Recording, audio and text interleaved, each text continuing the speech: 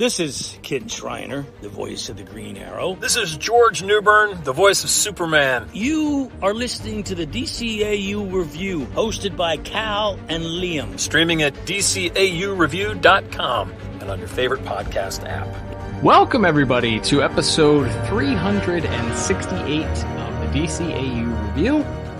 I am one of your hosts, Cal. With me, my good friend and brother, our other host, Liam.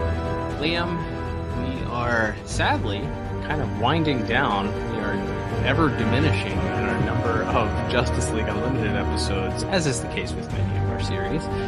But we are kind of down to the final little bit here with now past the halfway mark with today's review in season 3 of Justice League Unlimited.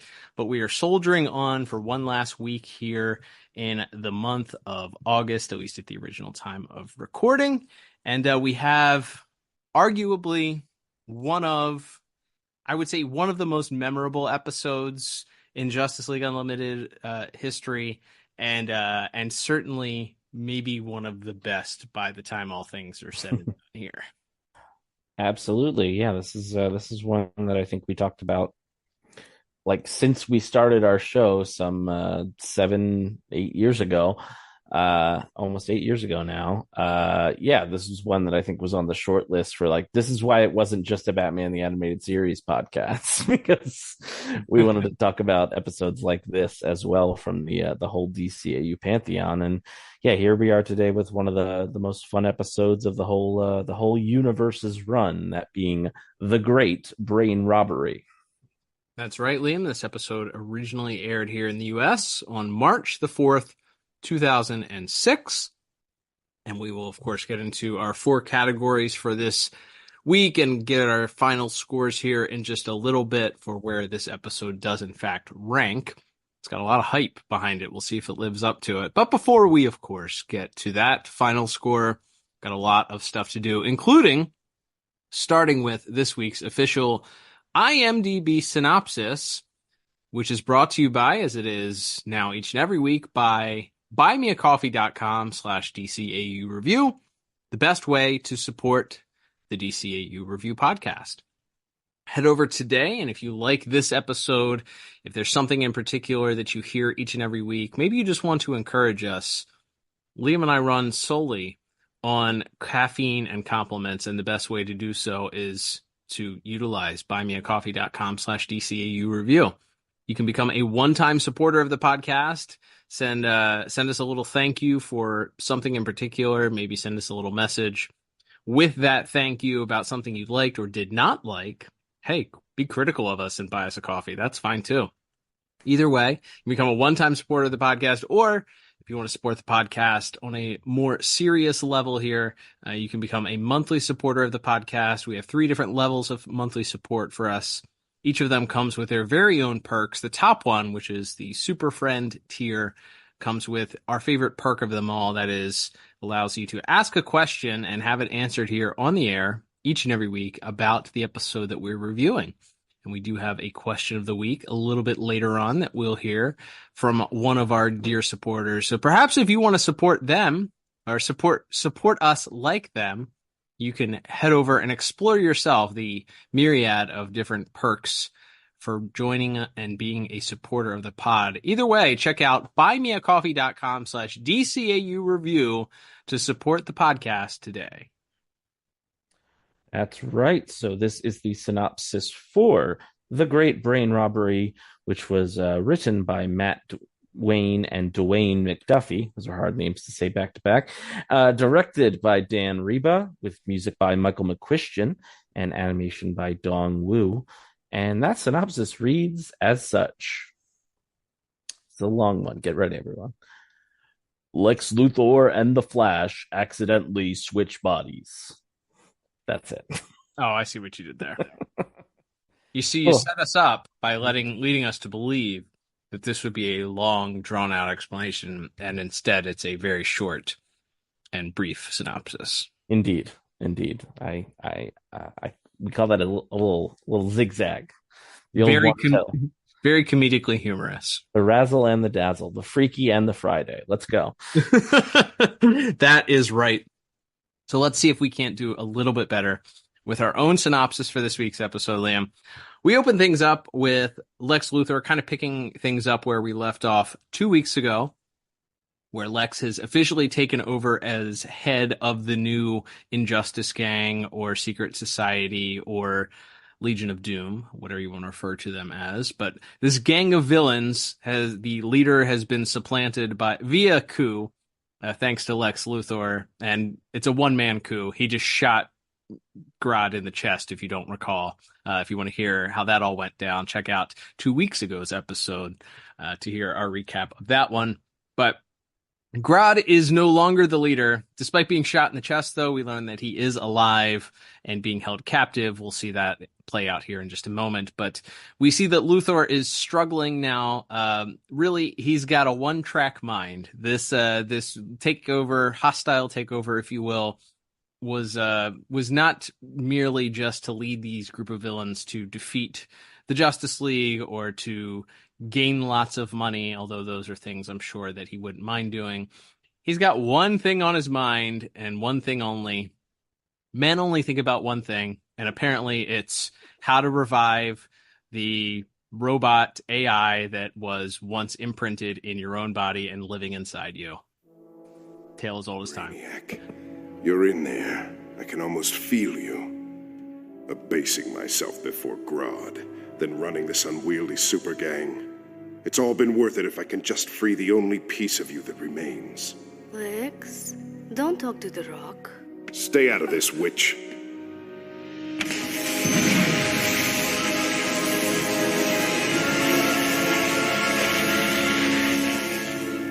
It makes no sense. The smallest scrap of Brainiac should be sufficient to reconstitute him. Don't worry, darling. I'm sure it will be. Unless Grodd is somehow preventing it. What do you want, Luthor? How do I unlock the Brainiac code? You're a genius. Figure it out. Tell me, you leering, manipulative knuckle-dragger, or I'll... Lex. You can't expect me to give up my only bargaining chip. What's in it for me? If you recall very early on in bringing Luthor into the new secret society, Grodd blackmailed and revealed that his reason for bringing Luthor in, and perhaps Luthor wanting to be a part of their gang, was that he held one final piece, perhaps the last existing piece of Brainiac in the universe.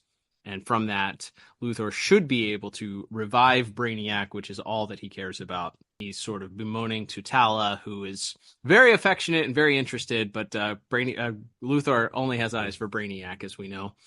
Not very interested in Tala, clearly.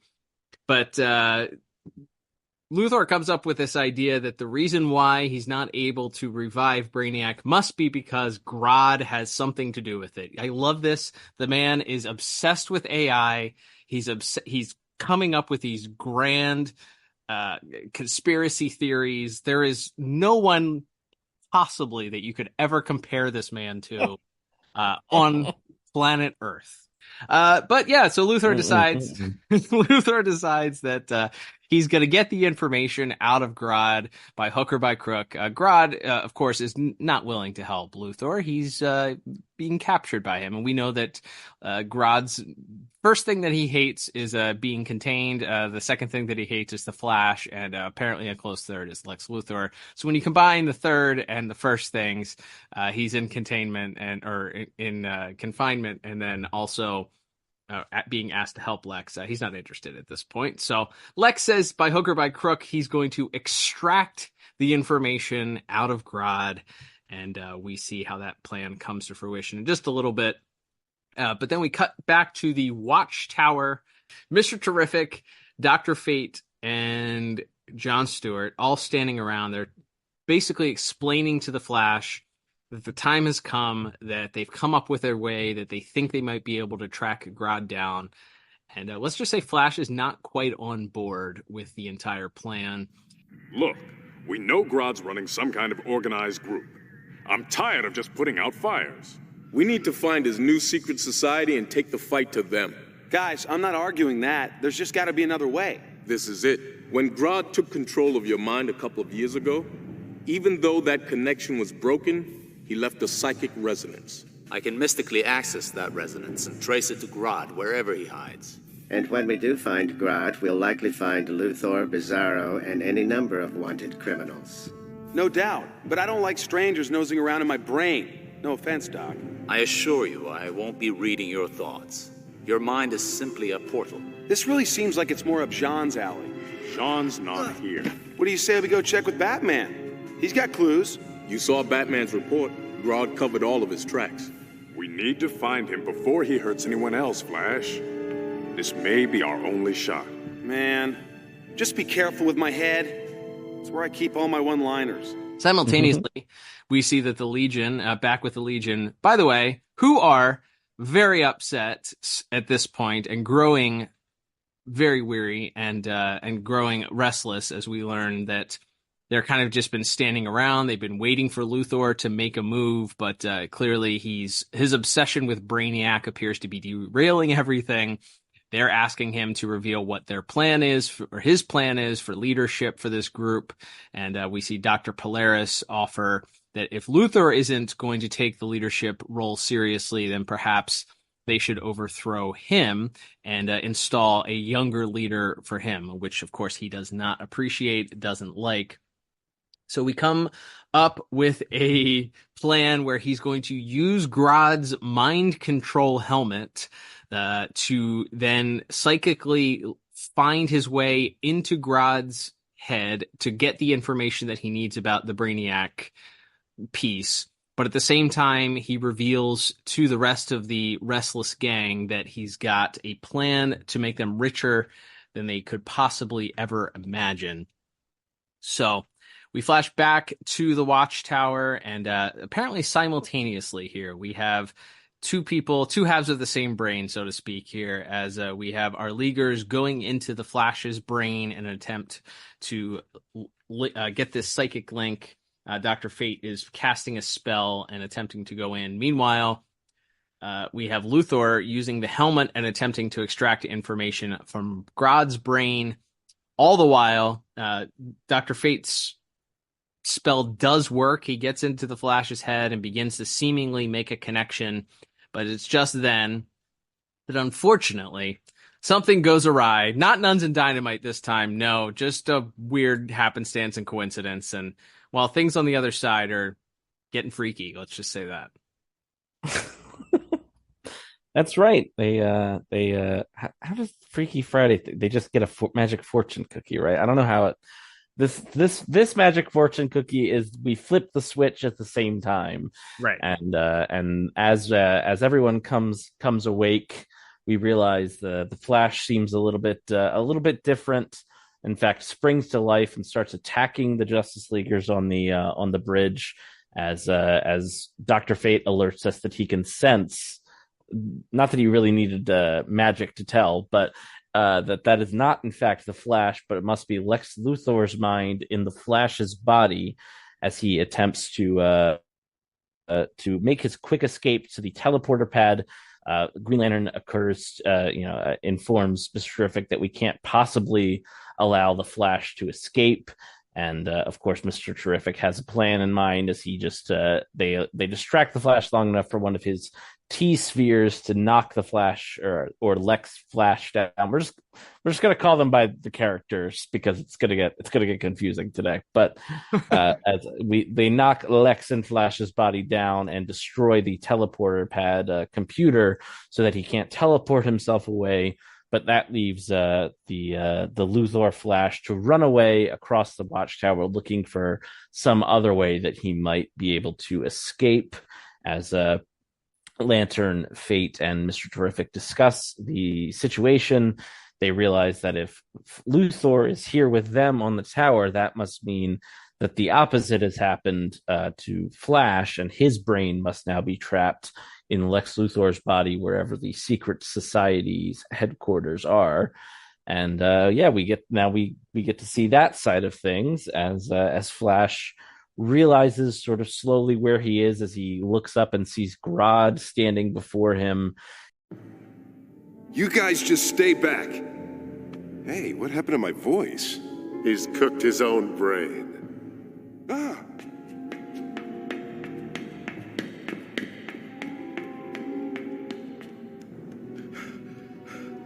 Okay, something's really wrong here. Lex, you don't look at all well. Yeah, I'm just a little winded. Did you say Lex? Psycho. He's very weirded out, tries to run away, but realizes he's doing so at regular speed. And I'm going to guess Lex's cardio isn't as good as his either, as he's out of breath almost immediately as he tries to sprint away. But as he sort of tries to get a handle on things, as Tala is close behind, she's trying to encourage him to take everything more seriously, and points out that Dr. Polaris and some of the other members of the society are really quite fed up with him, and that he needs to get serious and make sure that they pull off this job, or else things could get him in trouble. So he excuses himself to go to the bathroom. Some of these kind of run together because they're cutting back and forth between. So this, if we mess up the order of certain scenes, I will. I might mess this up here. But yes, we have Luthor runs into the bathroom.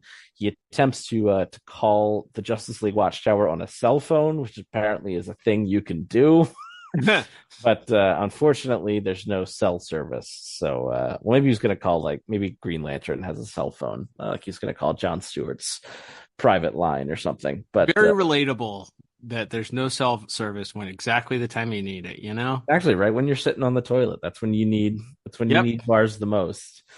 And very relatable. Dr. Polaris is this far from open revolt. He's treacherous. I want to punish him, baby, so very badly. Right, sure. Just one question. Do I know you? You need to rest. You need to stop following me around so I can think for a second. Okay. I'm trapped in a building full of supervillains. I've lost my powers, and for some reason, this creepy hot chick thinks I'm Lex Luthor.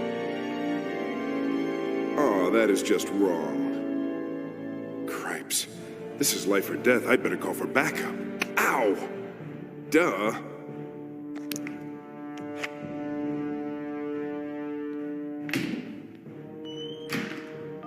Lex, you alright? I'm fine.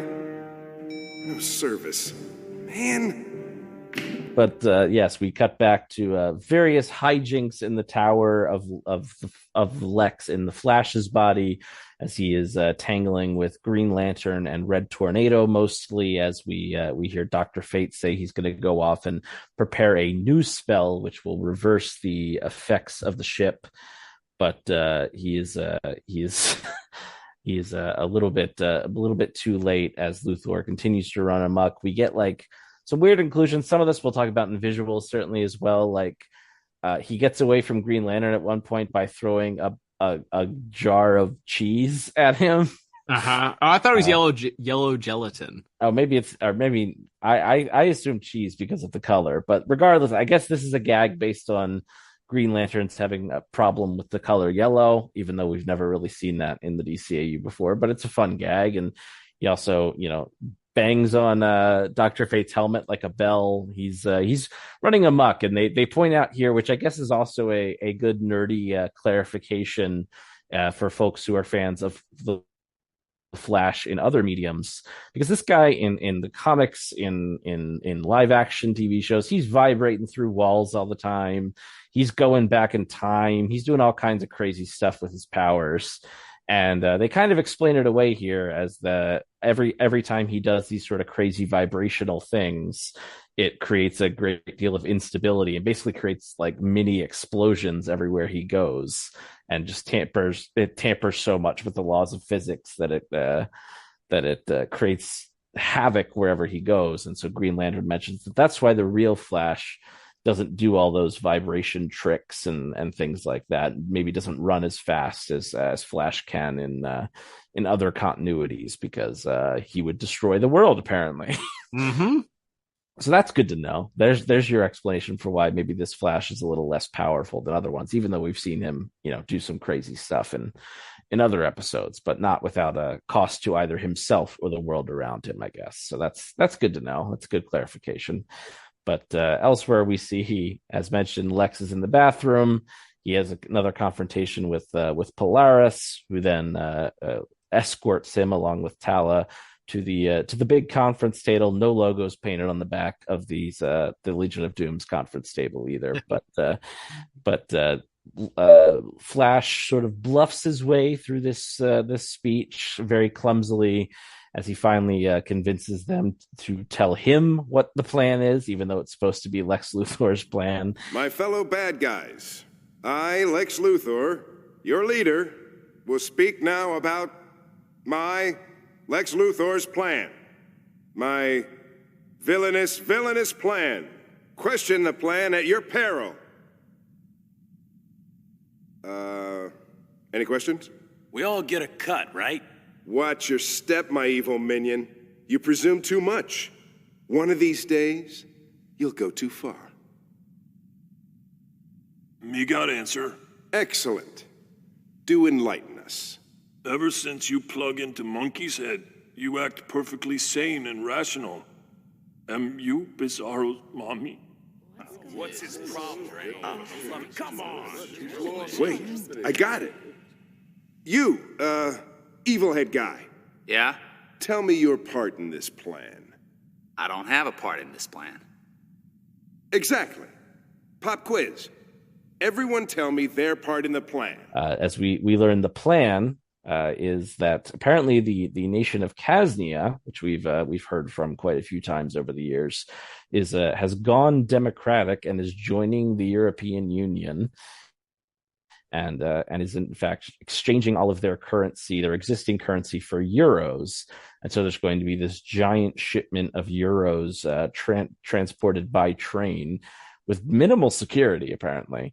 And so this is how Lex is going to, as promised, as the real Lex promised these guys earlier in the episode, he's going to make them richer than they've ever been made before. And as Flash Lex is about to embark on this mission, he's trying to find a way to get to a radio. He's being distracted by Tala in many ways, and he's a little bit overwhelmed. It looks like they're about to leave for this big caper, this great train robbery here on the Great Brain Robbery.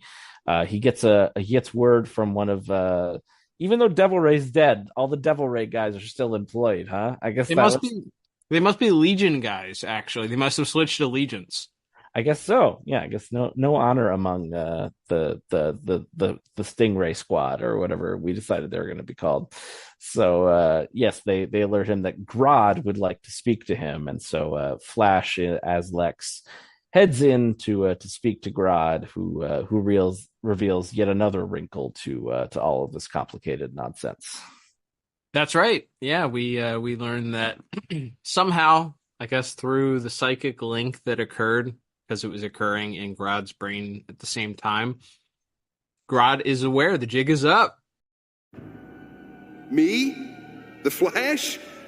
You've, totally lost it, Grodd. I'm Lex Luthor. And I'm Charlton Heston. Dolt. My brain was in the circuit when you and Luthor traded minds. Okay, look. Luthor's got you in a cage like a lab rat. He's humiliated you. You hate him. And you could help me see to it he never comes back, dude. Help me out here. True, I do hate Luthor. But I hate you just as much. So, you gonna bust me or what? Where's the fun in that? I'm going to watch you twist in the wind until you're discovered and they tear you limb from limb.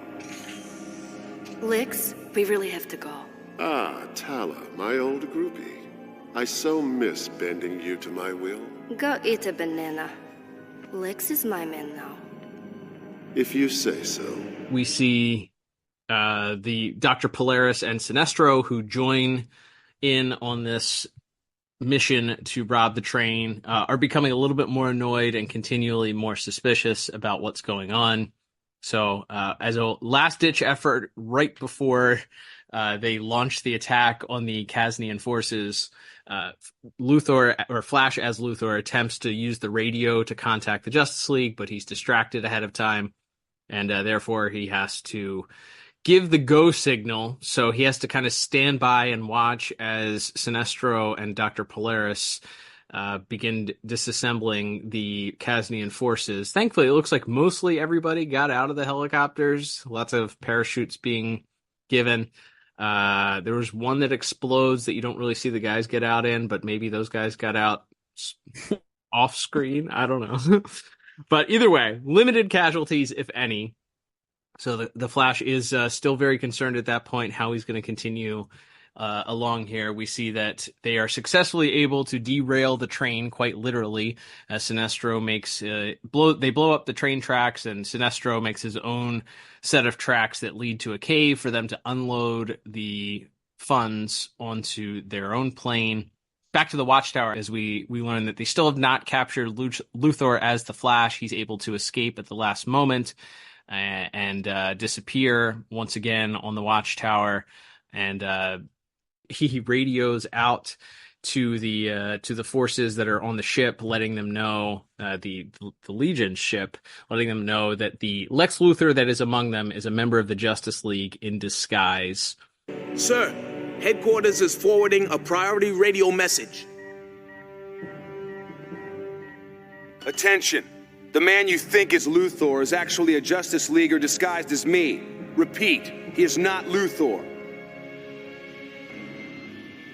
I, Lex Luthor, find that preposterous. Tell you what, why don't you humor us and tell me something Luthor would know and a spy wouldn't? What's my real name?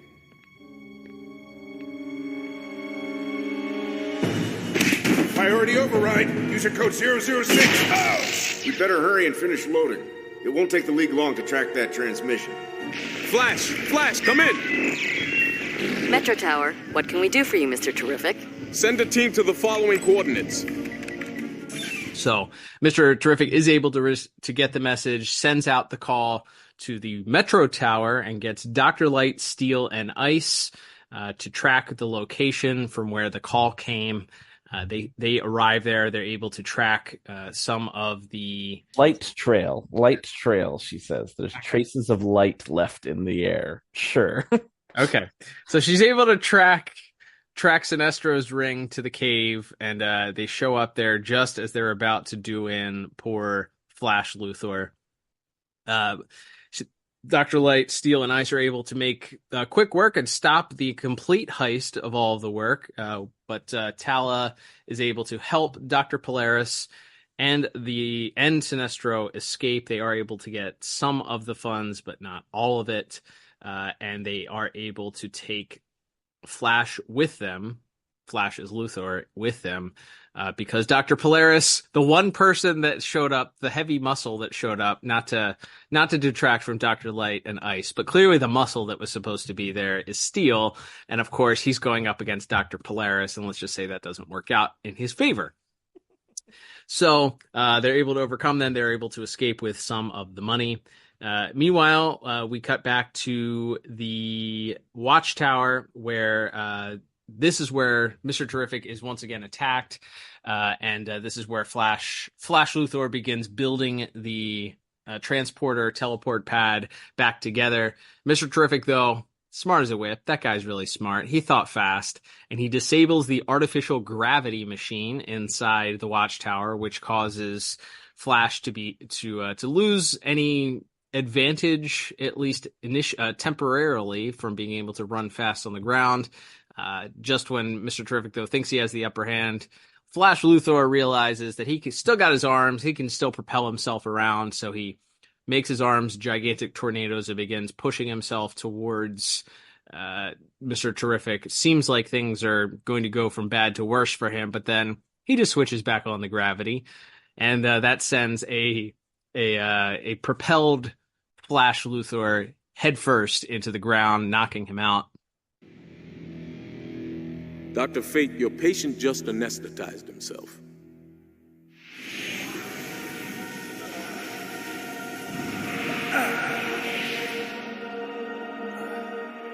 Guys, I was starting to think I was going to go out as the bottom of a supervillain dog pile. It sounds like Wally, but is there any way to be sure? You want proof? Until he went off into the Marines, GL's nickname was... Stop! It's him. Man, you promised never to repeat that story. I know. I was just messing with your head. Well, can you tell us anything about Grodd's secret society? Where's their headquarters? I don't know. In a swamp? He's got nothing except that they're in a swamp someplace. Very funny. Yeah, that's great. Yeah. And so then we cut back, of course, with one brain swapped out, where the other one is back in its rightful place. But we see that the Legion is not as fully sold on the fact that Luthor is back in his own brain, despite his pleas with the group and insults. Actually, he's a little bit more insulting to the group, telling them that they're idiots, that he is Luthor. Dr. Polaris says that while he's not quite sure it is Luthor, even if it is, it's time for new leadership in this new secret society. So we see him get some shards of metal, break them apart, and make them really sharp. Looks like he's going to shove them through Luthor, I guess kill him. And because that's how you become leader of the new Legion of Doom here, is you have to kill the previous leader or at least severely maim them, I guess. It's a very, like, if the Disney Tarzan movie taught me anything, this is how gorillas always settle it. You know, you just fight the main gorilla, and if you win, you're the new main gorilla. I guess that applies even to the human members of society. Whether you're just a look-alike or the real thing, I'd hate to be you about now.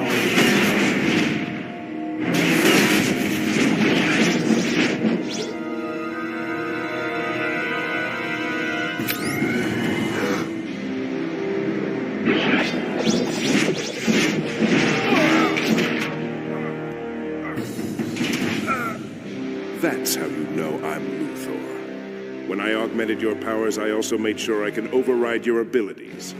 Would anyone else care to try me?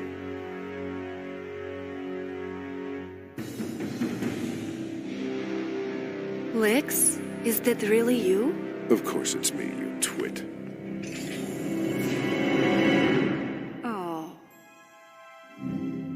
We see that she's quite disappointed by this new revelation as Luthor walks off to continue his work to attempt to recover Brainiac. That's the end of the episode. All right, Liam. Fun. That's the word I would use to describe this episode. Mm-hmm. It's goofy, wild, and fun. I think we've talked about it numerous occasions. Obviously, there's one of these episodes in nearly every one of the series that we've covered, where it's like, going into it, this is going to be a goofy, fun, comic booky episode, and you just got to sit back and enjoy the ride. And it's not taking itself too seriously. It's not poking fun at the material either. So there's a way that you can do comedy in comic books without making it seem like everything in the comic is stupid or the material is stupid. Please take notes, future writers of Marvel Cinematic Universe movies and DC Cinematic Universe movies for that matter. But there's a way that you can do comedy on these using superheroes where the comedy isn't at the expense of, the fact that these guys are running around in tights or, super powered talking gorillas, and this episode is another one of those that you can add to the list of it's fun, it's funny, it feels like you could read this in a comic book story, like right out of a comic book.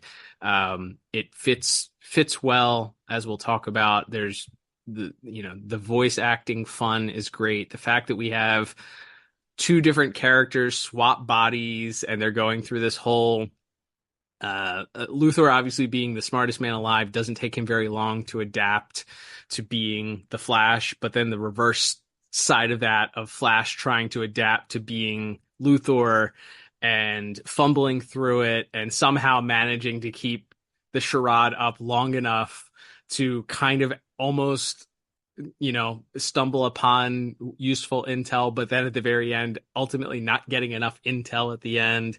The almost the times he almost slips up and exposes his true self to the other members of the Legion of Doom. All the while, you have this kind of borderline near catastrophe happening on the Watchtower. It's all self-contained on the Watchtower, all the action in this episode pretty much. But it feels like life or death, because what happens if Luthor does get out of the Watchtower and has, superpowers? So he's got super speed and the smartest man on Earth all in the same body. So there's a lot of fun stuff here. This plot is one of the best, as we talked about. I feel like, I think we appreciated it when we saw it when we were in teens and preteens watching this episode for the first time. I think we enjoy it now. Well, at least I enjoy it now. It's fantastic. Just some really great writing from Matt Wayne and the late great Dwayne McDuffie here. Just tremendous fun. And it's not even like an original idea. Obviously, it's a common trope that most sitcoms, or as we talked about last week, there's literally a movie that debuted over the weekend last week that is a sequel to the movie that was also a non-original or a remake of a movie where this whole plot takes place. So you're taking an unoriginal plot trope and you make it really fun and entertaining using the characters that you have. Just outstanding, in my opinion. Yeah, it's a blast, man. It's, as you said, it obviously has a very light tone almost from minute one. It's a very sci-fi Silver Age plot that they're gonna use a mind control machine to get a piece of information out of Grodd, and then just at that exact moment, Dr. Fate decides he's gonna do this spell on the Flash at the exact same moment. Like, it's very silly, it's very comic booky, but like you said, in a very fun way.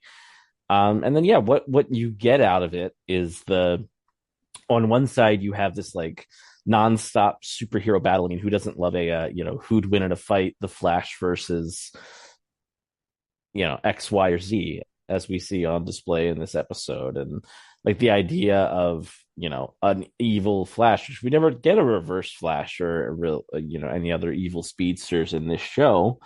So it's kind of fun to be like, oh, like, an evil speedster could basically almost solo the entire Justice League. Like, right. But so it's like, that's kind of a fun dynamic on that side, as far as like the nerdy, again, like who'd win, or how effective and potentially deadly could the Flash be if he wasn't such a good-natured and kind of kind, optimistic person. That's kind of fun. And then obviously the second part is you have this wonderful, comedic on the other side of the story, where it's Flash trying to pretend, it's the nicest, like, simplest guy trying to be an evil mega genius running a secret society, and the entire society hates him already because they're already mad because of Grodd's weird gorilla plan, and now they're like, we don't even know what this bald guy's doing, and now he's put in the middle of this and has to pretend to be Lex, and his interactions with Polaris, with Tala, with all of these, even with Grodd himself, when it's revealed that Grodd knows that it's him, are so much fun. And again, a lot of that stuff we'll talk in more detail, maybe in voice acting as well. But yeah, it's just a great deal of fun. And then, as an aside, Mr. Terrific getting a lot of shine this month. Again, not something we really planned, him coming off the live action Superman movie. But man, I love the idea that at the end of the day, he's smarter than Lex. Like, Lex is one of the smartest guys in the whole universe, and Mr. Terrific outsmarts him, at least in this scenario, he does. So like, I like the idea that it's not Green Lantern or Red Tornado or Dr. Fate who really saves the day at the end. It's Mr. Terrific out thinking him. So that's that's a fun bit as well. So even the resolution to everything is kind of done in a creative and fun way. So yeah, overall, I just think this is a joy. That's another good 3-letter word to describe this episode. It's fantastic. It's, like I said, very comic booky, and I think it lived up to the hype. I think this is one of the episodes of this series that I have seen more just because of the enjoyment that I have of it. I have not seen it for some time, several years, probably.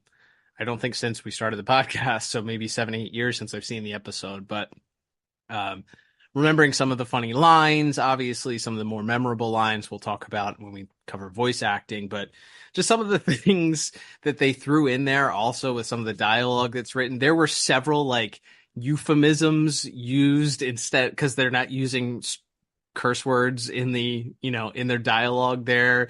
Luthor tells Tala to stay out of this witch.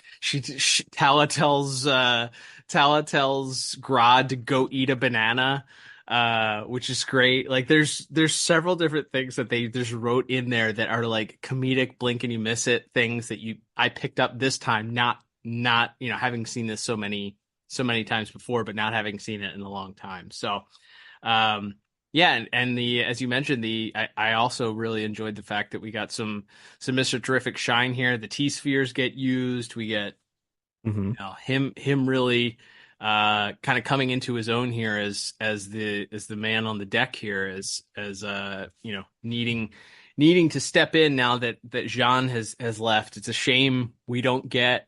I would like to have seen more of him used in the series at this point. Like there's a lot of great stuff here, especially now that we can appreciate that character a little bit more based on the movie, as you said. But for all those reasons, I mean, it's as we both said, it's just a really, really fun 22-23 minutes.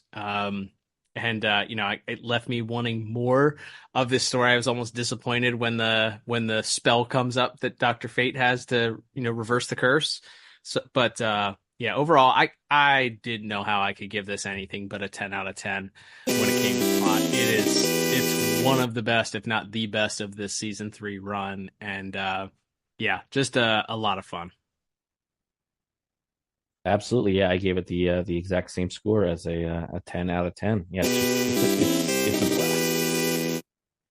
All right, Liam, well, that will bring us to our second category of the day, which is going to be animation and visuals. Dongwoo Animation, responsible for the animation this week, and good friend of the show, Dan Reba, was the director, with our teleplay by Matt Wayne and Dwayne McDuffie, of course, the story writer. What stuck out to you? Obviously, I think there's some things for me that kind of feed into this idea of the brain swap, where even Luthor's posture and the way that he stands and the way that he moves and gestures is much more akin. Like they went above and beyond here. They're like, okay, this isn't going to be the prim and proper businessman Luthor, or even the more like crazed, insane Luthor that we saw later on in Justice League. He's a little bit unhinged and unnerved because it's a person in this body that doesn't know, that doesn't understand and is confused about who he even is.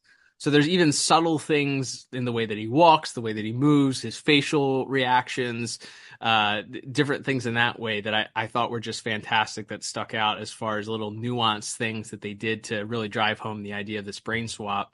But what stuck out to you as far as anything else as far as the visuals are concerned?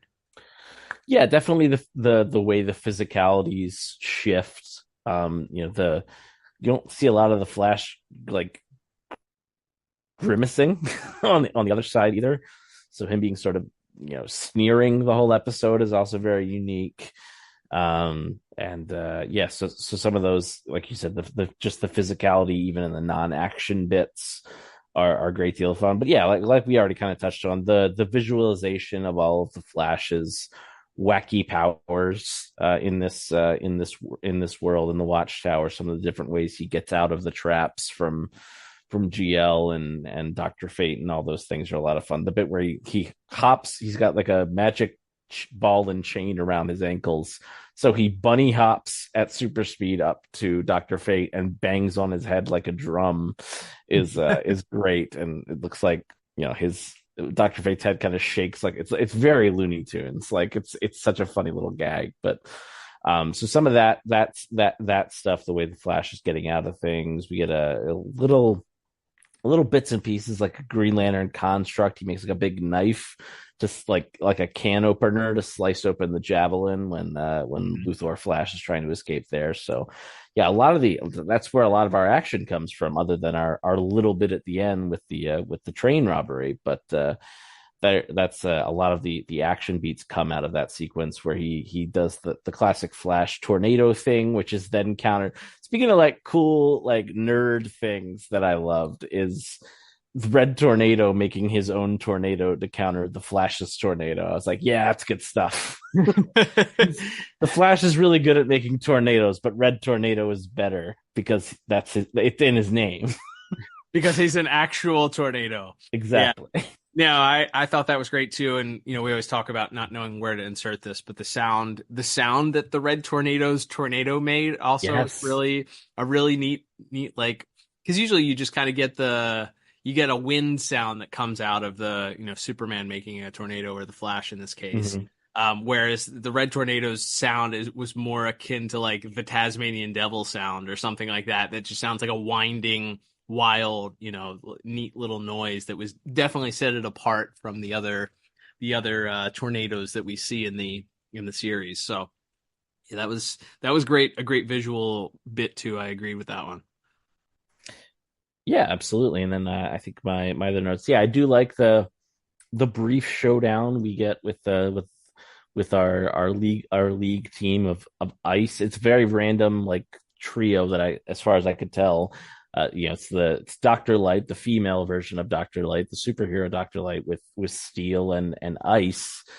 So that's kind of a fun. Any of these like leaguers that really didn't get any shine in the previous two seasons getting to show up. I mean, Steel's been around a little bit, but I like that bit as well is a lot of fun. The sequence where they derail the train is awesome too. CGI vehicles notwithstanding, the bit where they kind of blow out the tracks, and then it's a very fluid motion where the train is sort of free falling straight down, and then you see Sinestro kind of creating the train track construct to lead it away, and guides it all the way into this little cave so they can unwrap so they can unload all of the ill-gotten goods. I thought that the bit there of Sinestro catching the train on the tracks is really neat and very fluid as well. Yeah, that the Sinestro constructs are great in this episode. We do get some really good constructs between the two of them. I really like the train track bit as well. I think as far as the rest of the visuals, as you mentioned, the majority of our action comes from the sequence with the Flash on board the watchtower. There is a downtime scene though that there's dueling bathroom scenes, which is great between Luthor as Flash and Flash as Luthor, where we of course get the most famous memorable line from this episode we'll talk about in voice acting, I'm sure, but the scene where Luthor as Flash goes into the bathroom and says that he might as well get something out of this, and rips off his mask to reveal Wally West's face, and then looks in the mirror and says, "I have no idea who this is one of the best gags I think in the history of the DCAU, in that of course he's not like I feel like if this was in the Silver Age, that would be something that you would, oh my goodness, it's Wally West, famed scientist. Well, obviously it would have been very, but famed scientist and detective, Wally West. But the fact that he doesn't know who it is, it's just some random redheaded guy. It just makes it even funnier. The gag just paid off so well with that little bit there. So, not completely. Yeah, and to your point, the physicality of it, where it's like there is this big dramatic thing where he swoops the mask back, and then there's just like a beat where he just stares at himself in the mirror, completely stone-faced, and then he hits the line. It's a great bit of obviously the voice acting and the writing, but also, as you mentioned, the visual timing of it just being great. There's a couple of those. The scene where Flash as Luthor is at the head of the table and clearly is struggling to come up with whatever this plan is, and he's just kind of talking nonsense, and Bizarro raises his hands and asks him if he's his mommy, and then kind of has this bewildered look, and then the shot that they cut back to Tala and Luthor, and everybody just kind of like face palming at the idea, but then him just kind of looking nervously and confused at Bizarro is really, really funny too. There's a lot of visual gags here because of the particular lines that the characters had here, that they had to do cuts back as if this was like if this was a sitcom or something like that. So yeah, there's a lot of fun little kind of moments there that aren't necessarily action, but the kind of pay off some of the jokes that they've set up here. And then I think as far as anything else in the episode, I guess we can briefly talk about. We already talked about the glass full of whatever it is, the yellow objects that fly through Green Lantern's ring, which is funny because, they don't ever out and out say that John has the yellow weakness, which was obviously a holdover from the Silver Age. Hashtag my Green Lanterns, Kyle Rayner and modern day John Stewart. I think they've gotten rid of the yellow impurity unless they brought it back. But it doesn't affect them the same way now that Parallax is out of the ring. But that being a shout out, they never out and out say it. There are several instances where he either struggles with concentration or is kind of, in this instance, the yellow cubes are able to penetrate his little shield and smash into his face. A funny little gag and a nod to that odd choice of weakness from the Silver Age Green Lantern there. But yeah, other than that, I don't have a ton of additional notes here. You covered a lot of them, which are really kind of stand out. I do think that the brain robbery or the train robbery scene is really, really good. And then the reveal at the end that that Polaris is kind of turning on Luthor, you kind of get the shot of those shards of metal kind of launching at Luthor, and then him kind of holding him there. It's kind of very menacing. And then the shot when Luthor hits his belt and they just kind of turn around and then they go and they envelop Dr. Polaris and start constricting. I thought that was kind of a menacing and more serious tone, obviously, as Luthor is back in charge at this point. So another neat little gag there. But overall, I ended up giving animation and visuals a very strong 8 out of 10. Again, I think the action, you may look at this episode as not being super heavy on the action, because of how it's split up, and there's a lot of dialogue between our villainous characters that get a lot of shine for this episode. But I think some of the more subtle things and the timing, the posture, the facial reaction, stuff like that, as well as some of the cuts for some of the jokes that really make this feel like a comedic episode, really were done really well. So 8 out of 10 for my score. Nice. I went just 1 point lower at 7 out of 10, but yeah, really strong outing. And like you said, a lot of the visual cues and the reaction shots after, Flash's Lexus said something kind of off kilter, and like the other villains reacting to him are a lot of fun there. So yeah, a good outing this week. All right, Liam, well, that will take us to our next category of the day, which is going to be music. And I believe Michael McQuestion responsible for this week's music, one of our dynamic music partners. Yeah, I don't have a ton as far as musical notes are concerned. Obviously, the action beats do have music that kind of permeates those sequences, and some frantic, action beat sequence music for when Flash Luthor is running around in the Watchtower and destroying things and attacking our heroes in various different ways. There seems to be a lot of music there for that one. Really, the only notes that I had was I was kind of disappointed. I was hoping we would get a little bit more of this, because it is kind of a Twilight Zone-y, like science fiction, weird science type of episode. The beginning, when we get Luthor going in to interrogate Grodd about why Brainiac isn't working, we kind of get that old time whiny science fiction sound that you can only get, or that you can get from playing the instrument, the theremin, which is that really interesting instrument that you don't play with. You play it with you don't touch the instrument. You just move your hand around it and it creates different sounds because of the way that it works. But it creates this really whiny kind of weird feeling as he's kind of breaking down, and asking Grodd, what's up and what's behind all of this. I was kind of hoping that would come back with some of the transformation sequence. Obviously, there's music in that transformation sequence also when the brains are kind of going through the swap. And then, at the end when they finally captured Flash and have him and start the process up again. But that was really one of the only other pieces, and there was really only one other piece that I had noted. I don't know about you though. Yeah, the only other really notes I had, obviously, are also had noted down some of the action beats there. I think the one that really stood out to me is right before that the tornado versus tornado sequence we talked about. When Green Lantern sort of shows up and carves open the javelin with his little can opener thing. There's kind of a cue in there. I don't think it was the Michael McCuistion Green Lantern theme that we first heard in Superman the Animated Series, but it has like a bit more of an ethereal quality to it. So I noted that.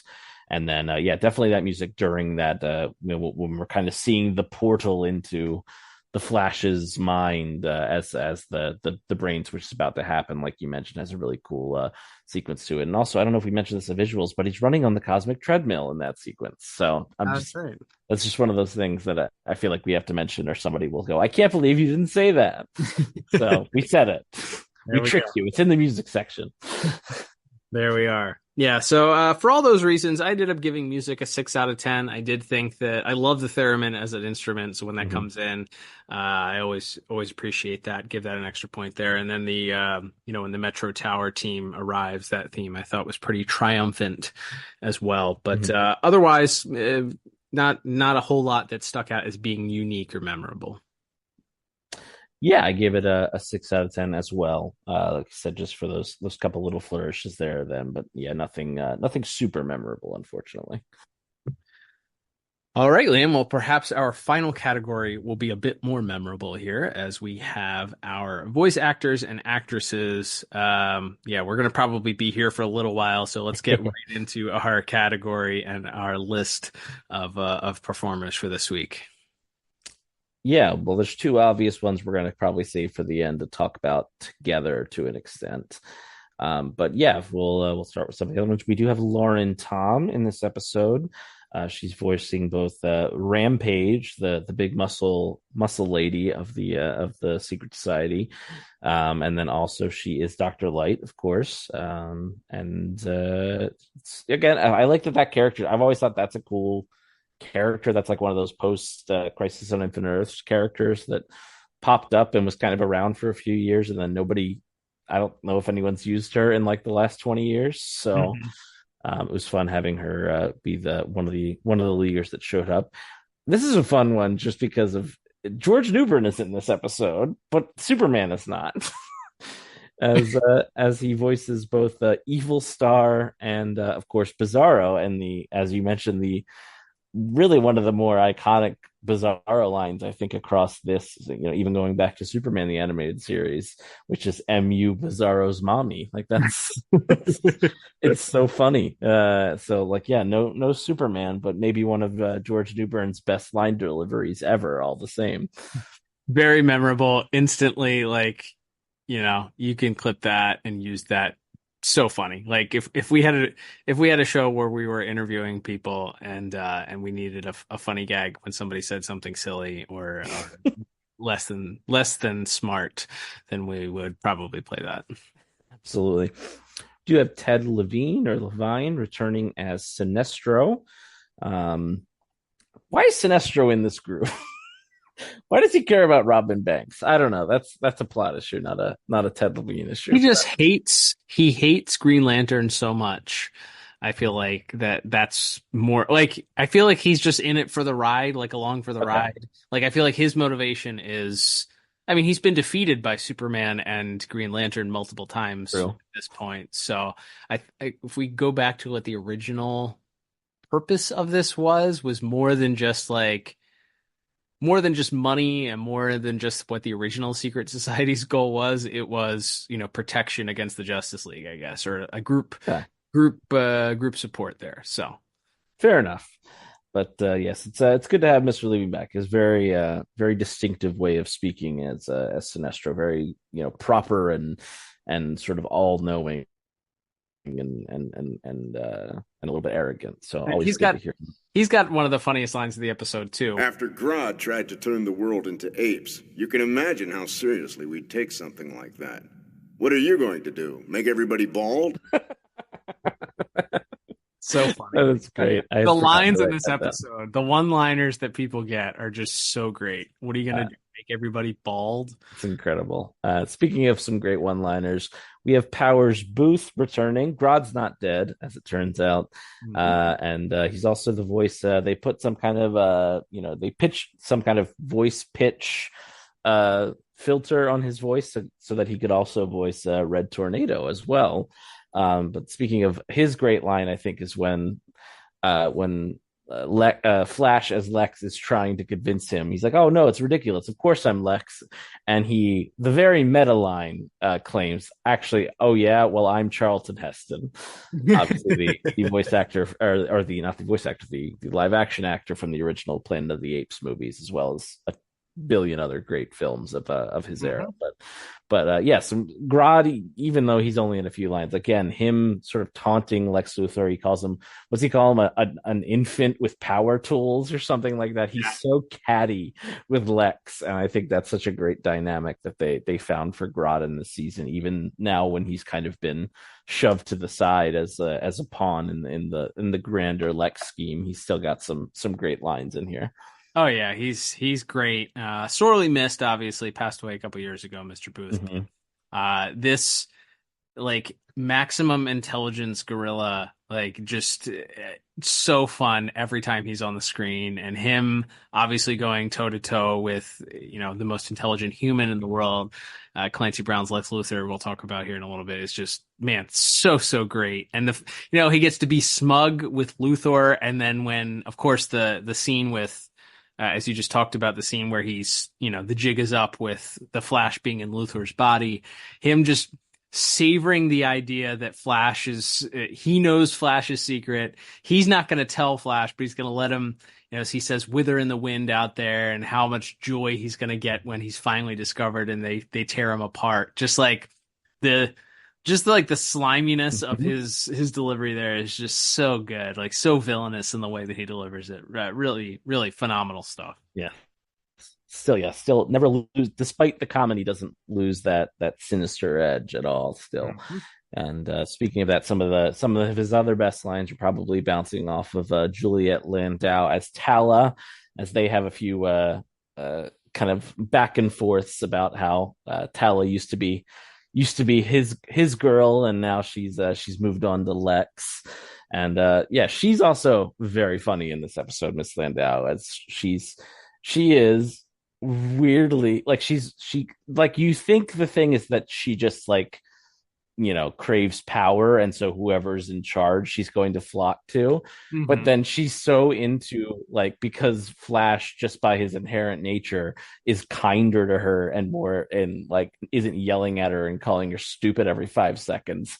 She's a little bit bummed out by the end, to like literally the final bit of the episode. It's not even really a line, it's like a sound she makes when she realizes that Lex is back in his body. She just goes like, "Aw," like she's so disappointed that the Flash is no longer in Lex's body at the end there. I think that's like, she's got some great bit of comedy, and she's a very, like, they've given her this weird dimension where you think it's just all about like she's this conniving, like, brilliant manipulator, but it's like, I don't know, she just likes this version of Lex because he's nicer to her too. So it's like, that's a really funny like wrinkle to her character. This like immortal sorceress is like, "Oh well, I like it when he's nicer to me though." Like that's a funny gag to throw in here.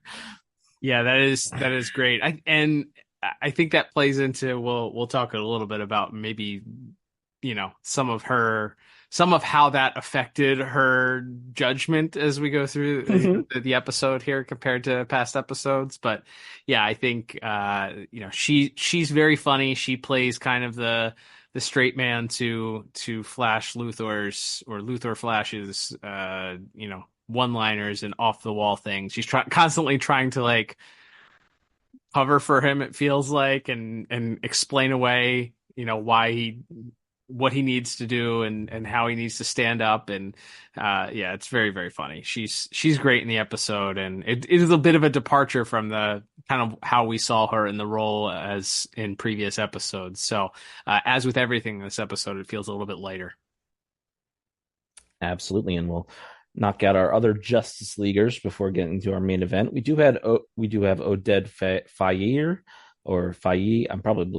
I'm almost definitely mispronouncing that, but he's returning here as Dr. Fate. Folks maybe know him best as the villain in the Brendan Fraser Mummy movies, but here he is as Dr. Fate. Yeah, I mean he's an exposition machine in this episode. He doesn't get much to do other than be the guy who's explaining, I'm using this mystical thing to do the thing that because Grodd left a psychic footprint in your brain or whatever. Like he's very much even though it's a magical plot, it's his version of like the tech guy in every like action movie who's got to explain how the thing they're about to do is going to work. But it's good, always good to have him back in the fold here. Dr. Fate's a fun character.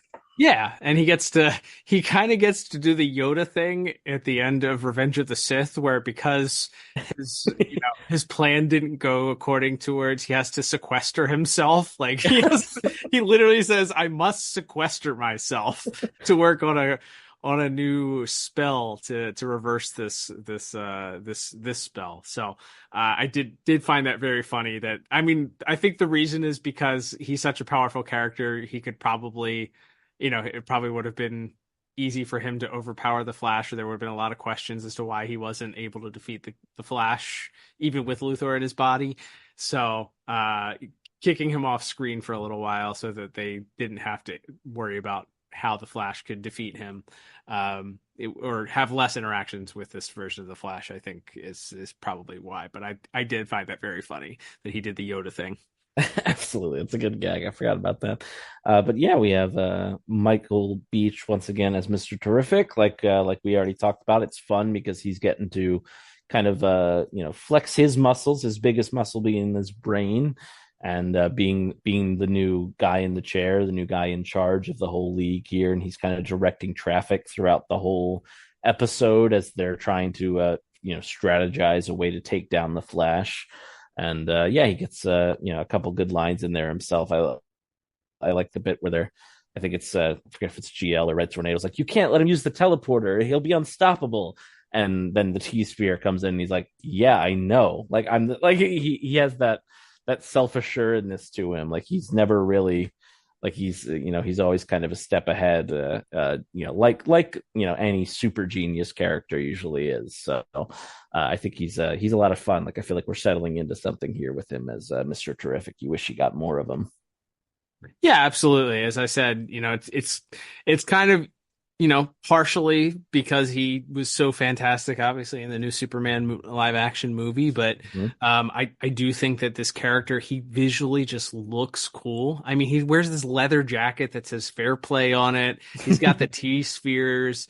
He's got this really interesting mask on his face, and he just seems like a really cool character. Like I literally wrote in my notes, Mr. Terrific is so dang cool. Like that's and the voice performance, obviously Mr. Beach, I think in the way that he delivered the lines, he's just very even keel. Like even when he's calling to the Metro Tower to get to get them to go to find the Flash, there's a little bit of excitement in his voice, but it doesn't sound like he's frazzled. It doesn't sound like he's, underwater, so to speak, or that this is, it has gotten the best of him at this point. So I think that comes out in the performance that Mr. Beach did, which is this kind of cool, calm, and collected, which I feel also kind of carries over to that character and how that character is portrayed in the James Gunn film. So it's great to see that sort of characterization of this character show up here in this animated universe here. And yeah, I would wish, obviously, I think he's probably got one, or maybe he's got another appearance or two, and I think he's in the final DC to date, the final DCAU entry with the Fatal Five, but Mm-hmm. we don't get. I feel like we got robbed of like a Mr. Terrific helmed episode. Yeah, absolutely. That would have been a lot of fun if we could have gotten there. But we'll take our table scraps where we can get them there for our Mr. Terrific fun stuff. But yeah, and then we of course have Phil Lamar, a busy man in this episode, playing. Apparently, Angleman has a line in this episode that is credited to Phil Lamar. Also, of course, voicing John Stewart, the Green Lantern, and he's back to do his vaguely Morgan Freeman inspired Steel voice as well. Yeah, busy guy. Again, a lot of it is exposition of, like you said, he's the one kind of explaining why Flash doesn't do all the wacky vibration powers and all that stuff throughout the episode. And then it's just him he's on his back foot the whole episode, which is a lot of fun. But you do get a little bit of fun with him interacting with Flash and the other Leaguers at least. Yeah, I agree. Yeah, it's I think most of it comes from that opening scene where he's convincing the Flash that they have to go into his brain, that this is the only way, is kind of where we get most of it. The rest of it is just kind of him playing hide and seek a little bit with Luthor as Flash. But always great stuff from Mr. Lamar. Steel, I still wish again, I will never say that Mr. Lamar did a bad job, but again, I think just Michael Dorn's version of Steel was just so memorable as that character and this Phil Lamar voice for this version of Steel, it's just not different enough from his other Virgil voice or his GL voice where it kind of sticks out as, oh, that's Phil Lamar. So again, I wouldn't rank this. This isn't a bad performance for him, but it always does stick out when he voices Steel. That makes me wish that we had just a different actor, I guess. Yeah, not his fault by any means, but I tend to agree that I do miss Michael Dorn as that voice.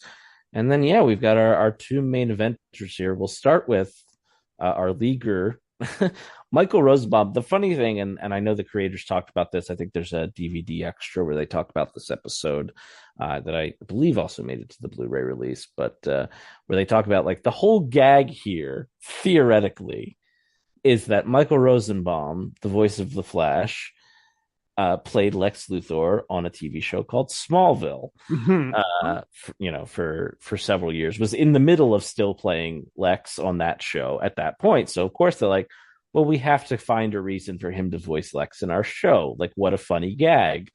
And it is fun for the one or two bits that we get of it. But, really the episode is stolen by our other voice actor we'll talk about in a moment. But we do have Michael Rosenbaum here. He's voicing the Flash, the real Flash. He's voicing Dr. Polaris. And then he's also voicing, Lex in Flash's body.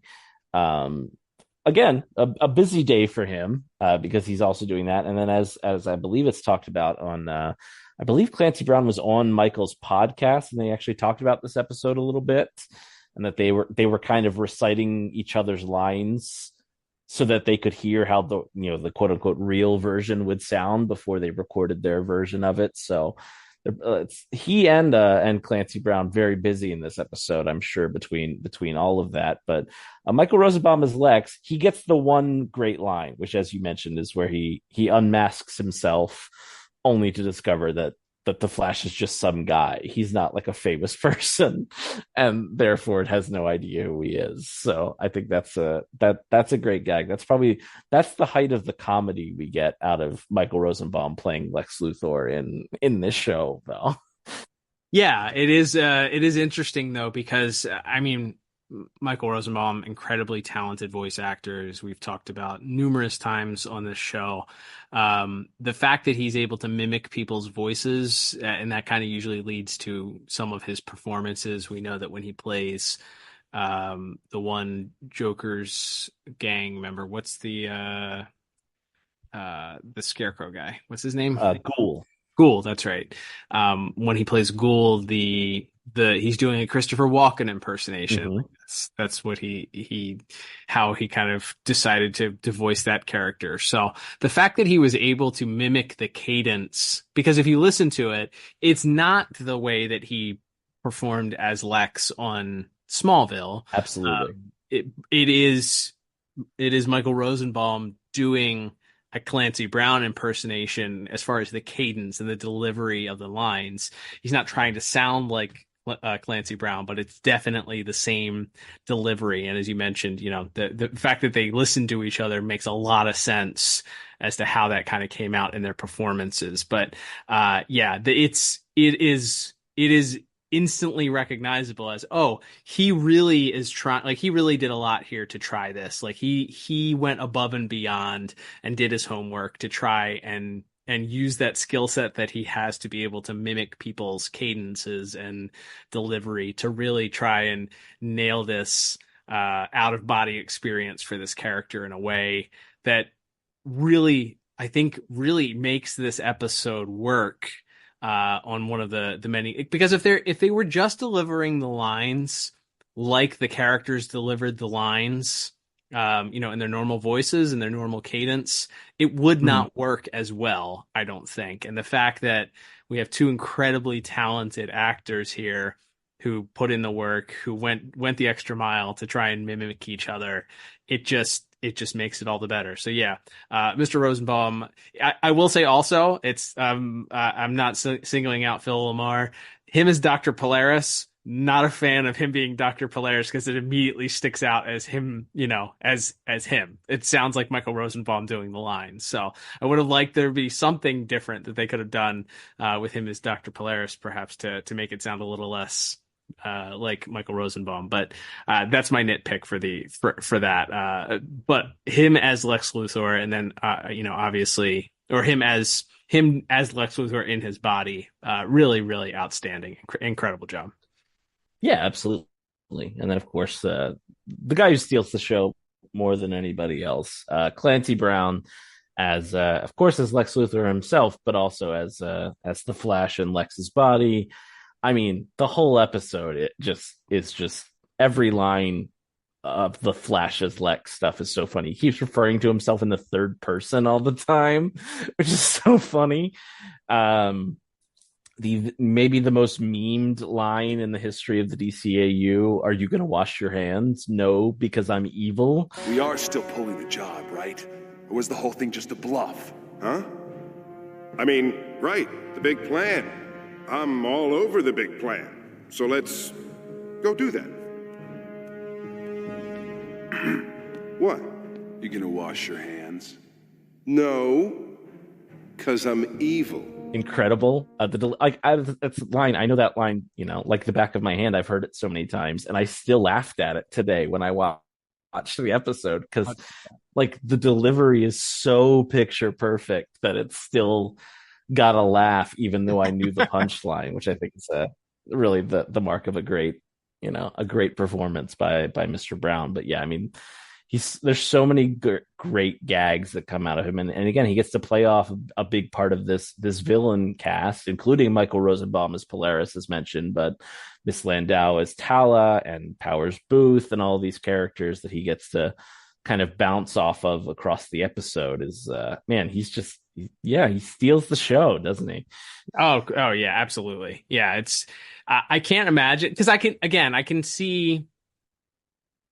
I feel like it would be easier for Michael Rosenbaum, in a way, to be more serious versus the way that you picture and the characters. Although, obviously Mr. Krabs isn't that serious of a character, so he does have a wide range. But just in my brain, it's like Clancy Brown being sort of the surfer dude, himbo, like airheaded dude that Michael Rosenbaum plays the Flash as, to then switch that and to have him kind of give that same cadence, that same delivery, the same feeling, and have that come out. You really believe that these characters have switched brains. Like, at the end of the day, that was a success. 2 thumbs up for the ability to have that come across as being, these characters being mind swapped. So yeah, Mr. Brown's performance, and then some of the verbal barbs that he gets for the limited time where he is Lex, at the end, where he insults Tala at the end, is really, really funny. Like the fact that he's back to being Luthor and he's pissed off about it, and he's pissed off that he didn't really gain anything from this whole experience. It's just a roadblock, in the middle of his path to try and get Brainiac back. Is that comes out in the performance that Mr. Brown has here. So yeah, unsurprisingly, based on everybody's performance, but I mean, you could have just had, I feel like, Mr. Rosenbaum and Mr. Brown, and everybody else is just like the proverbial icing on the cake here. I had no choice. This is if I could give this an 11 out of 10, I would, but we're capping at 10 out of 10 here. So that's what I'm giving. 10 out of 10 for our voice actors here. What about you? Yeah, one of the easiest 10 out of 10s for me as well, ever, probably for any category we've ever covered on this show. Just a blast. Like I said, all of the supporting cast plays their roles great, bouncing off of our two leads here with Michael Rosenbaum and Clancy Brown, who just put on a clinic. Incredible. Agreed. All right, Liam. Well, that will begin to. That, in fact, means we have 2 bonus points here, and they're both mine. Actually, they are both mine here, and these are going to be short and sweet and to the point because we've already tackled them. Number 1, the fun of Michael Rosenbaum getting to play Lex Luthor, like that little bit of DC media meta. So fun. Obviously, I'm not as huge a Smallville fan as you are, but that was a huge part of us growing up and enjoying his performance, Michael Rosenbaum's performance as Lex, his arc in that show, at least in the early seasons, just one of the great superhero performances. I haven't gone back to watch Smallville, so I don't know if it would hold up. I hope it does better than I do, but like the arc that he has from being kind of like kind to then ultimately being this evil character, he transforms into this evil character kind of slowly throughout the first couple of seasons. Just what a memorable moment from our childhood of a legendary character, and his performance, impacting our perception of that character and how that character could be played, and then having him obviously be the voice of the Flash on the show, and then you get him playing this character.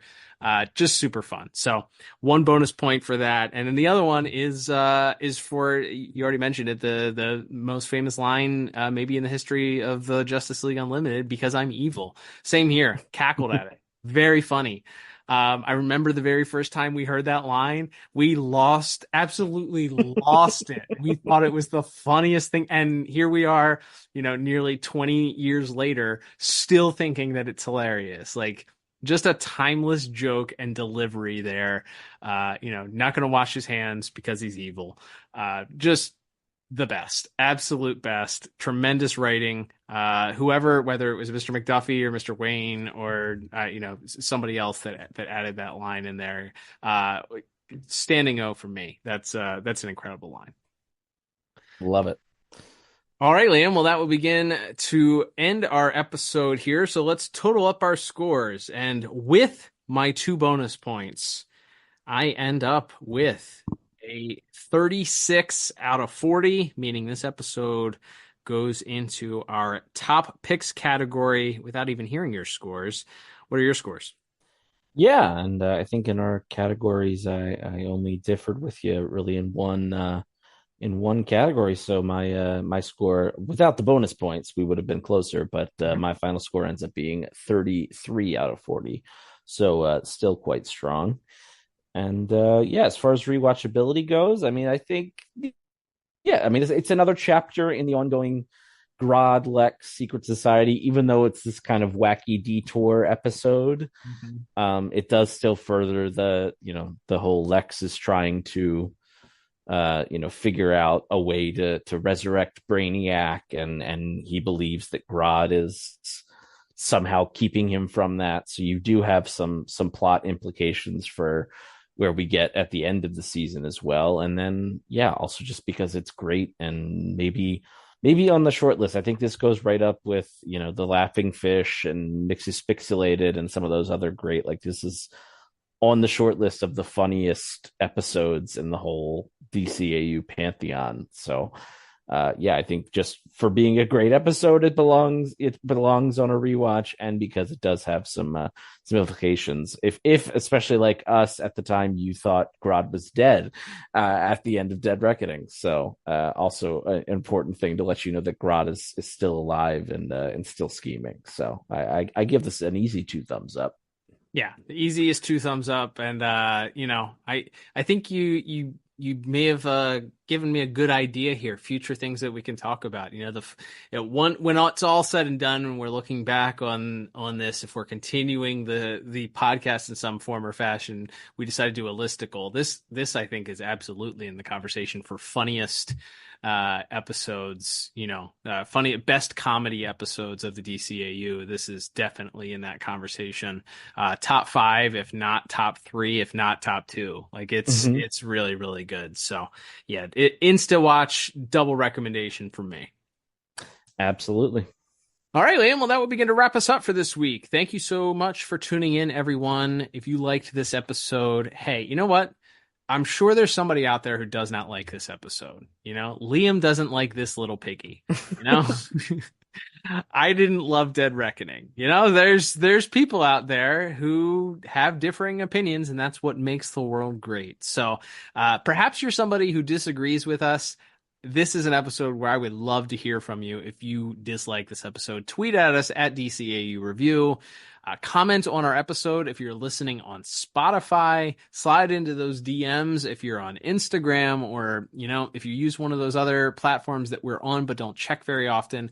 You know what? We'll figure it out. We'll hear from you probably in a month or two when Liam checks it next. But Threads, Blue Sky, Facebook, or the others.